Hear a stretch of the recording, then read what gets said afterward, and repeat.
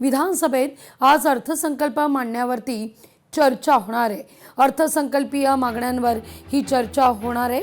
चर्चा पूर्ण झाल्यानंतर सभागृहात मागण्या मान्य होतील। विरोधकांचा 293च्या प्रस्तावावर सुद्धा आज चर्चा होणार आहे।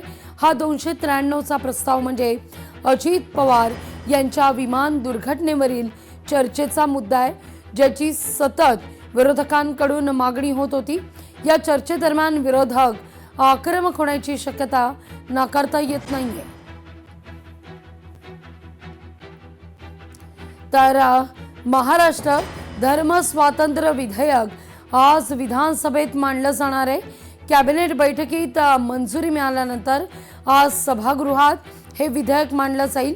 यावर सत्ताधारी आणि विरोधकांमध्ये खडाजंगी होण्याची शक्यता आहे।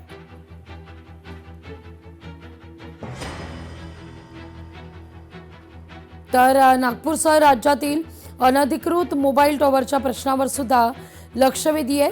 भाजपचे प्रवीण दटके, सुधीर मुनगंटीवार ही लक्षवेधी मांडतील। अवैध मोबाईल टॉवरमुळे निर्माण झालेल्या धोक्यावर चर्चा होणार आहे।